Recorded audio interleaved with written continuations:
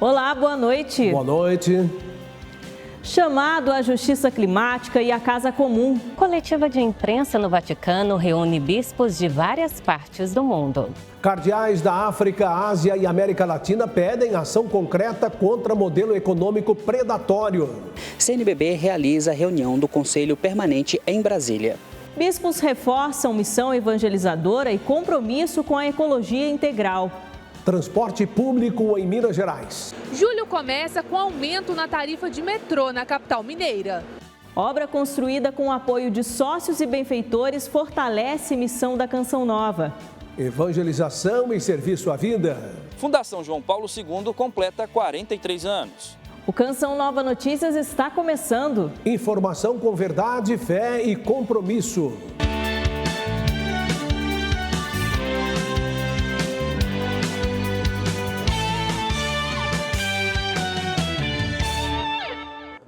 Em Roma, bispos do Sul Global apresentaram ao Papa Leão XIV um documento sobre justiça climática e conversão ecológica.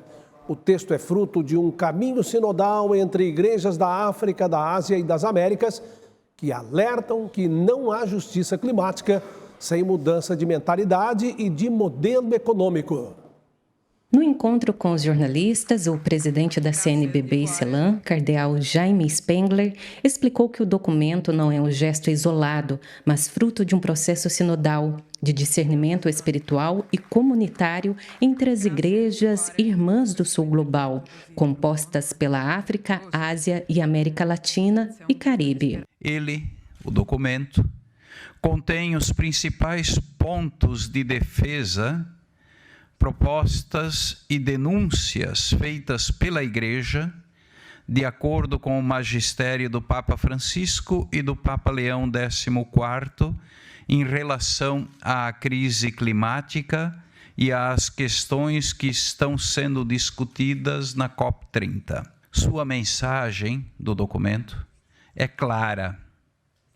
Não há justiça climática sem conversão ecológica.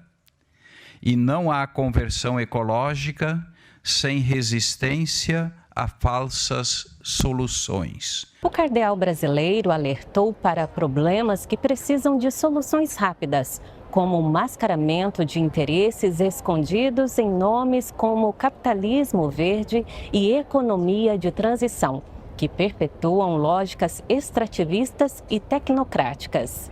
Rejeitamos a financeirização da natureza, os mercados de carbono, as chamadas monoculturas energéticas, entre virguletas, sem consulta prévia, a recente abertura de novos poços de petróleo, ainda mais grave na Amazônia, e a mineração abusiva em nome da sustentabilidade. Para a secretária da Pontifícia Comissão para a América Latina, o documento trata de conversão ecológica, transformação e resistência às falsas soluções. Constitui um exemplo concreto dessa prática de construção de pontes, da capacidade de organização comunitária que distingue as igrejas católicas do Sul Global para superar divisão, conflito, espaço e ideologia. De acordo com o cardeal Felipe Neri Ferrão, é um clamor global por uma transformação não apenas técnica, mas ética, profética, profundamente humana e pastoral. É um chamado à consciência diante de um sistema que ameaça devorar a criação, como se o planeta fosse apenas mais uma mercadoria. Não se trata apenas de mudar políticas, trata-se de mudar corações. O cardeal africano recordou que o seu continente é uma terra rica em biodiversidade, minerais e culturas, mas empobrecida por séculos de extrativismo, escravidão e exploração. A África não é um continente pobre, é um continente saqueado. Este documento é uma reflexão compartilhada e um chamado à ação em preparação para a COP30. Não é apenas uma análise, é um clamor por dignidade. Nós, pastores do Sul Global, exigimos justiça climática como direito humano e espiritual. Começou nesta terça-feira o encontro do Conselho Permanente da Conferência Nacional dos Bispos do Brasil. Até quinta-feira, representantes das comissões e dos regionais da CNBB vão debater as ações da Igreja no país. O encontro reúne os representantes das 19 regionais da CNBB e os presidentes das comissões episcopais da conferência. A abertura foi conduzida pelo Núncio Apostólico no Brasil, Dom Jean Batiste de Quatro. Mais do que debater temas administrativos e ação evangelizadora da Igreja no Brasil, a reunião do Conselho Permanente é oportunidade de partilha.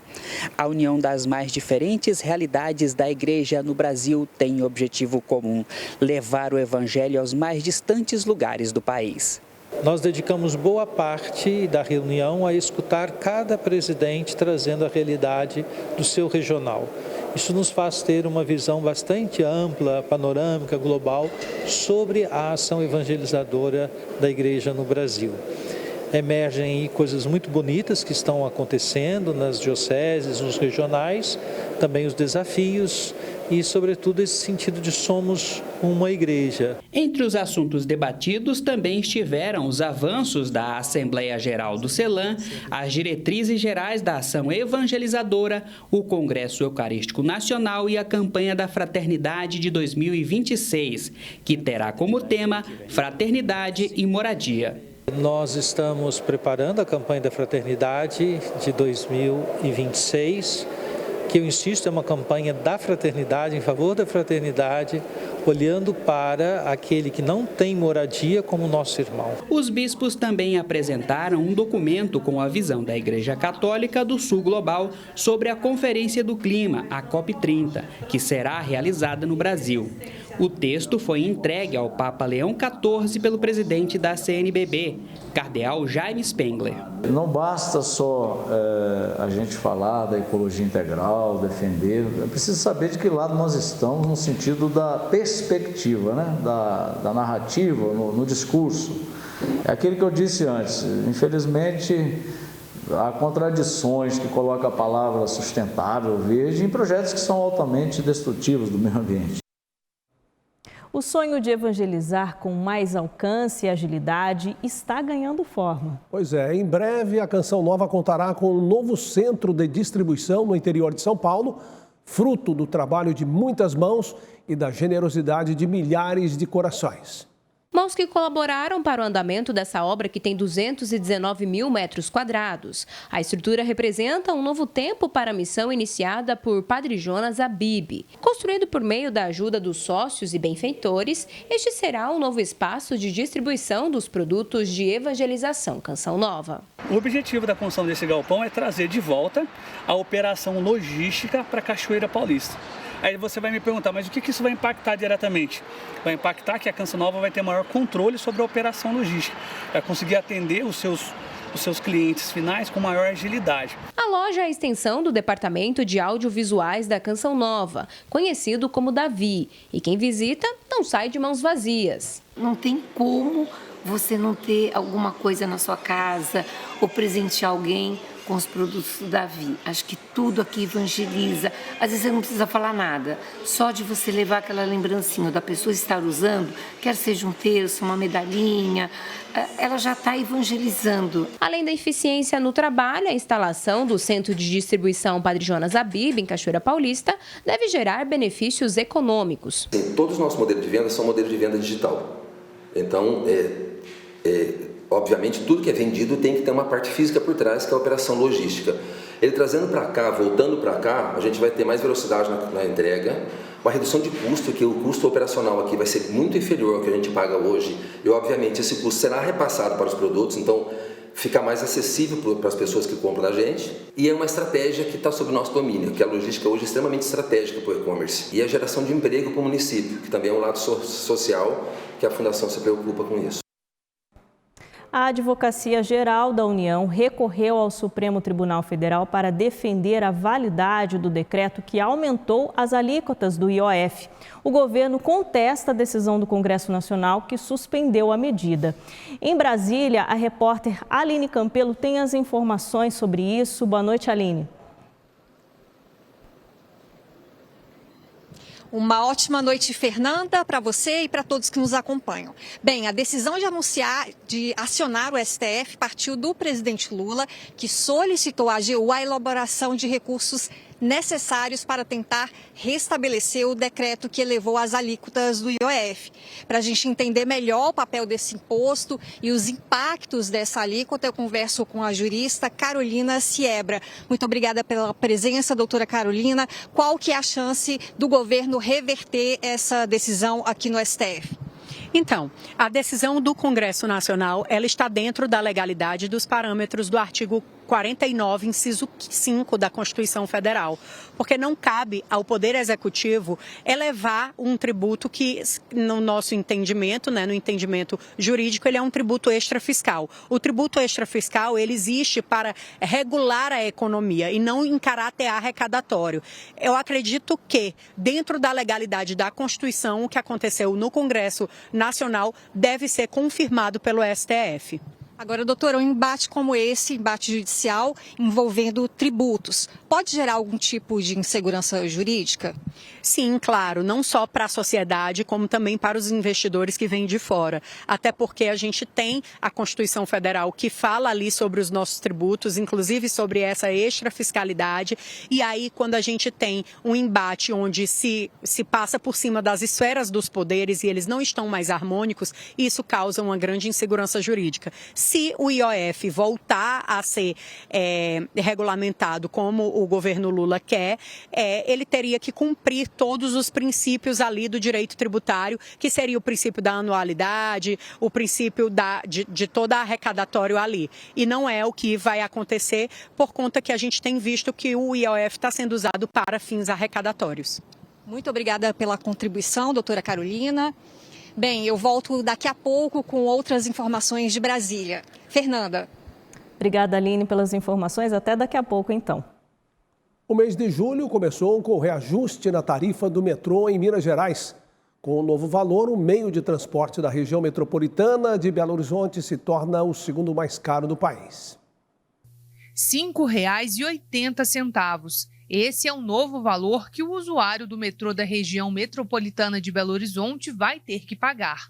O reajuste de 30 centavos na tarifa desagradou muita gente. Muito caro mesmo, um transporte muito ruim, um transporte ruim, mas ruim mesmo. Não compensa porque sempre está lotado, né? Sempre está muito cheio, não tem espaço para sentar, às vezes não tem jeito nem de se movimentar, então acho que não compensa não. Com certeza pesa, né? Fica puxado, porque, por exemplo, eu vim de Santa Luzia, a passagem lá já é R$ 9,85, eu acho, mais esse valor. Então, para ir voltar, fica um valor excessivo, né? O reajuste de mais de 5% foi autorizado pelo governo de Minas Gerais.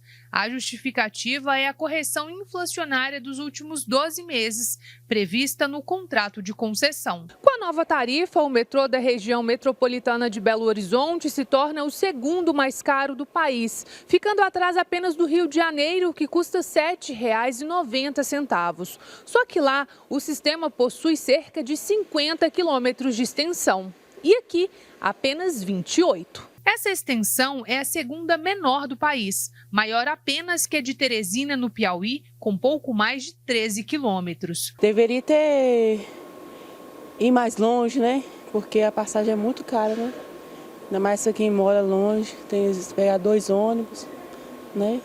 É muito difícil para nós, né? A questão não é só a distância, a questão é a porcentagem que aumentou durante o ano, né? Foi muito durante o tempo que vem a conclusão do metrô até hoje, é muito grande, né? Concedido à iniciativa privada desde março de 2023, o metrô tem promessas de revitalização das estações, ampliação da linha 1 e a criação de uma nova linha. Atualmente, cerca de 100 mil pessoas utilizam o serviço por dia.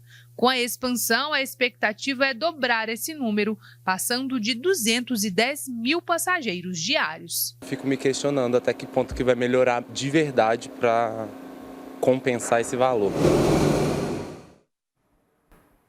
Pois é, de Belo Horizonte para São Paulo, onde os valores dos pedágios das rodovias concedidas à iniciativa privada também foram alterados. O reajuste foi autorizado pela Agência Reguladora de Transportes do Estado de São Paulo, a Artesp. O aumento publicado no Diário Oficial do Estado na semana passada entrou em vigor nesta terça-feira. O reajuste médio é de 5,31% e tem como base o Índice Nacional de Preços ao Consumidor Amplo, o IPCA, considerando o período entre junho de 2024 e maio de 2025. Entre as concessionárias que tiveram alteração do valor da tarifa nesta terça-feira estão as que administram os sistemas Anhanguera Bandeirantes, Rodoanel Oeste, Anchieta Imigrantes, Ayrton Senna Carvalho Pinto e Rodovia dos Tamoios. Na concessionária Entrevias, o aumento das tarifas vai começar a partir de 6 de julho. A lista completa das rodovias e dos valores atualizados pode ser conferida no site artesp.sp.gov.br. De São Paulo, Flávio Rogério, para o Canção Nova Notícias. Com foco na inclusão e na modernização dos processos, foi sancionada a lei da CNH Social, que permite a pessoas de baixa renda obter a Carteira Nacional de Habilitação gratuitamente. Recursos arrecadados com o pagamento de multas de trânsito agora também podem ser usados para custear o processo para obter carteira de habilitação. É o que prevê a lei da CNH Social, sancionada na última sexta-feira. O projeto beneficia cidadãos que estejam no CadÚnico, o Cadastro Único para Programas Sociais do Governo Federal. Além de aumentar as possibilidades de destinação da receita recolhida com as multas, a nova legislação também altera o Código de Trânsito brasileiro quanto à transferência de propriedade, que poderá ser feita de forma totalmente digital, pela Senatran, Secretaria Nacional de Trânsito, ou pelos Detrans de cada estado e do Distrito Federal. Além disso, o contrato de compra e venda do veículo deverá ter assinaturas eletrônicas qualificadas ou avançadas, conforme a regulamentação do Conselho Nacional de Trânsito. Ao sancionar a lei, porém, o presidente vetou a exigência de exame toxicológico para as categorias A, para moto, e B, para veículos de passeio. Contudo, ele continua obrigatório para habilitados a transportes de cargas e passageiros nas categorias C, D e E. As novas regras começam a valer em 45 dias. O Brasil assume nesta semana a presidência do Mercosul, bloco político e econômico que reúne países da América do Sul. Vamos voltar a Brasília então com a repórter Aline Campelo, que tem os detalhes. Oi, Aline. Oi, Reinaldo. Bem, o presidente Lula já apresentou as prioridades do Brasil para esse novo ciclo à frente do Mercosul, que vai até dezembro. Acompanhe na reportagem. O presidente Luiz Inácio Lula da Silva embarca nesta quarta-feira para Buenos Aires, onde participa da cúpula de chefes de Estado do Mercosul. A reunião marca o início da presidência temporária do Brasil à frente do bloco sul-americano. Entre as prioridades brasileiras nesse novo período estão a conclusão do acordo comercial entre Mercosul e a União Europeia, a revisão da tarifa externa comum e a incorporação dos setores automotivo e açucareiro ao regime comercial do bloco. Esta será a primeira viagem de Lula à Argentina após a posse do presidente Javier Milei. No entanto, segundo o ministro das Relações Exteriores, Mauro Vieira, a cúpula terá foco exclusivo na pauta econômica e institucional do Mercosul, sem espaço para debates políticos bilaterais. O ministro também destacou temas estratégicos em discussão, como a adesão da Bolívia ao bloco e a possível flexibilização de regras para que os países do Mercosul possam negociar acordos com outras nações do hemisfério norte.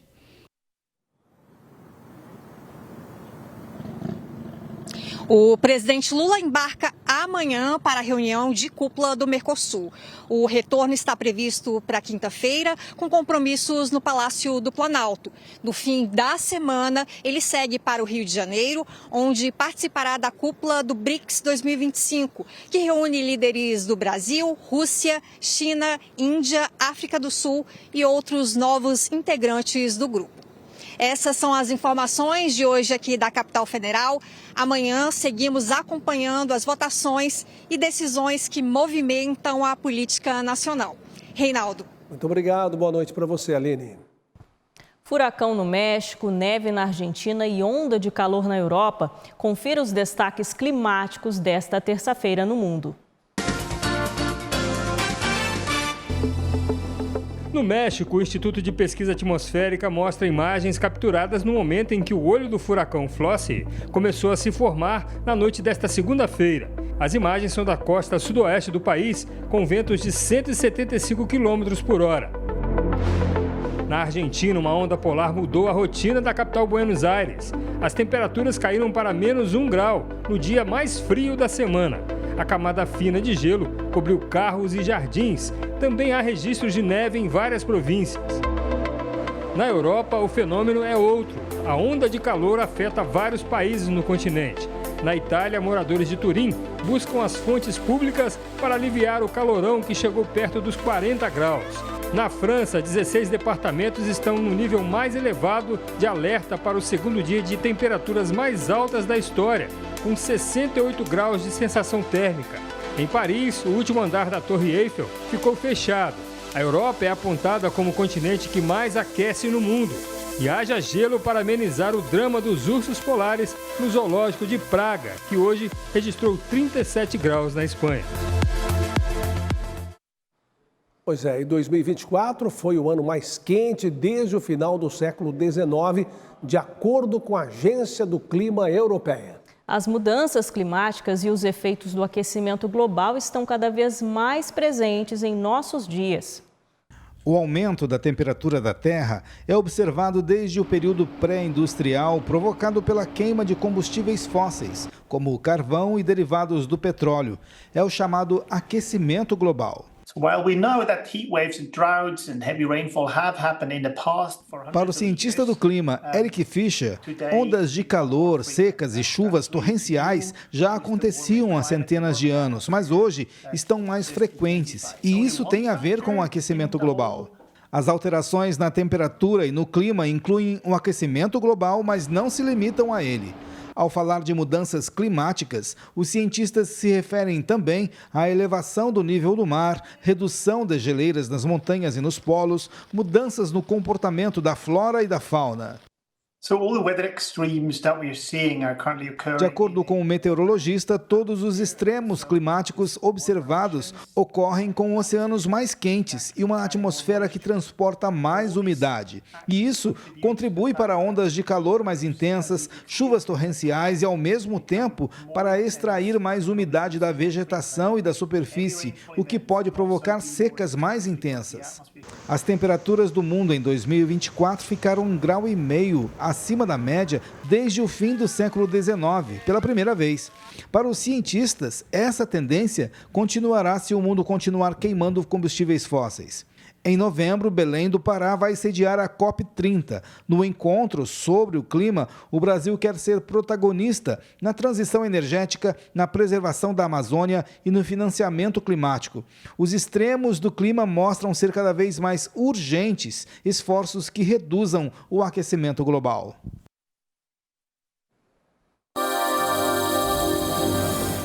A alta polar avança e derruba as temperaturas no sul do país. O frio intenso e a geada marcaram o primeiro dia de julho. Na quarta-feira, os ventos trazem chuva para o leste de Santa Catarina. Já no Rio Grande do Sul e Paraná, o tempo segue firme com temperaturas ainda baixas. Amanhã na capital Porto Alegre, mínima de 1 grau, Florianópolis mínima de 4 graus e a capital Curitiba com mínima de 5 graus. O ar frio também avança sobre o sudeste e contribui para a queda das temperaturas. A chuva vai se concentrar em São Paulo e Rio de Janeiro, especialmente nessa faixa leste e no litoral. Em Minas Gerais, o tempo continua firme e com temperaturas mais elevadas. Amanhã na capital paulista, previsão de céu nublado com mínima de 11 graus. No centro-oeste, o frio também atinge o Mato Grosso do Sul e estado do Mato Grosso. A região terá tempo firme, mas com baixa umidade. Mas aqui do outro lado, no nordeste, teremos aí pancadas de chuva que vão atingir a faixa leste, principalmente entre o litoral da Bahia e do estado de Alagoas. Já no interior da região, o tempo continua seco e com calor. E atenção para o norte do país. Previsão de chuva forte, principalmente entre o norte do Amazonas, noroeste do Pará e Roraima e sul do Amapá. Por isso, quem mora na região pode tirar aí o guarda-chuva e colocar na bolsa, porque vai precisar. Elas se reúnem para rezar, partilhar e fortalecer umas às outras. No dia 6 de julho, o 8º encontro estadual do movimento Mães que Oram pelos Filhos será realizado em São Paulo. Pois é, o evento tem como tema Vida Interior em Tempos de Combate. E a programação será encerrada com a Santa Missa celebrada por Dom Cícero Alves. Há 14 anos, um grupo de mães se reunia em Vitória, no Espírito Santo, para interceder pela vida e futuro de suas famílias. Assim nasceu o movimento Mães que Oram pelos Filhos, cujos membros se reúnem anualmente.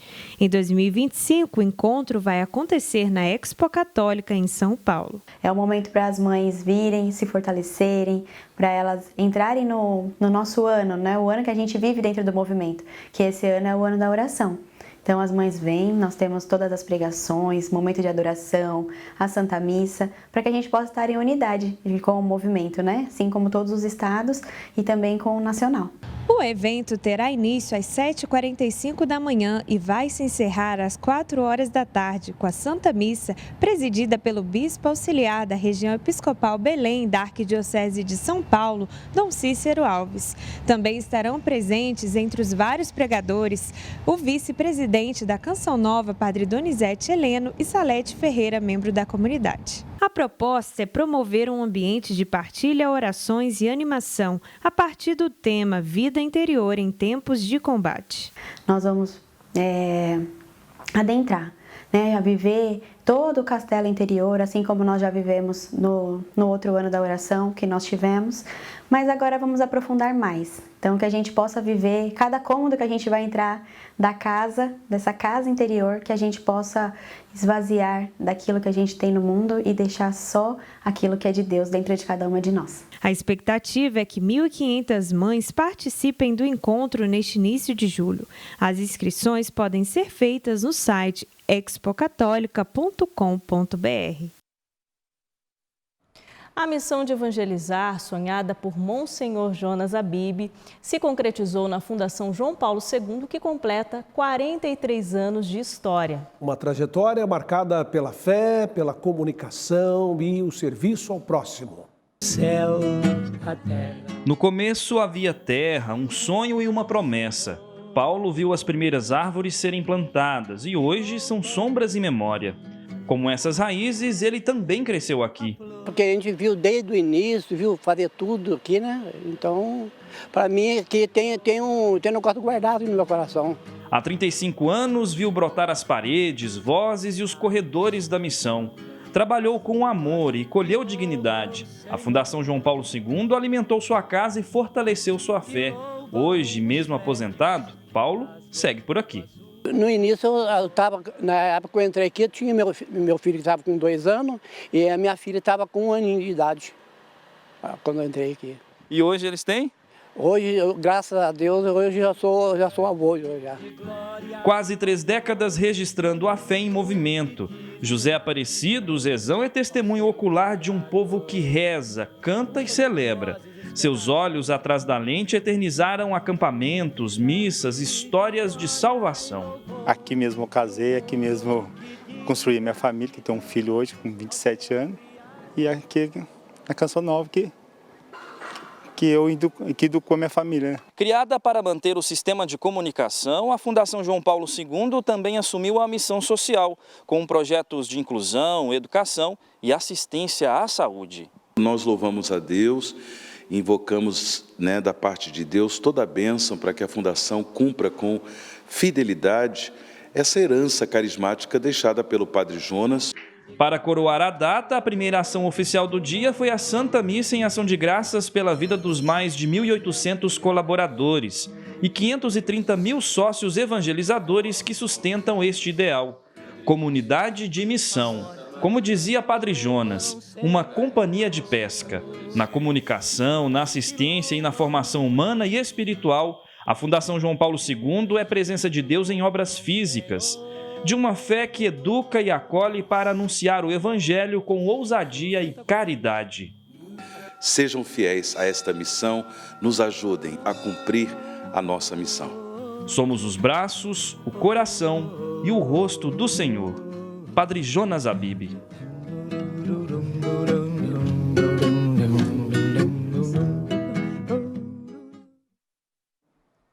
Parabéns à Fundação João Paulo II e a todos que fazem parte desta obra de evangelização. Esta grande história, né? E assim a gente encerra a edição de hoje do Canção Nova Notícias. Assista em instantes, às 8 horas, ao programa Pra Ser Feliz com o padre Adriano Zandoná. Às 9 tem Reinflama e às 10 o PHN. Boa noite e paz para você. Uma ótima noite e até amanhã, se Deus quiser.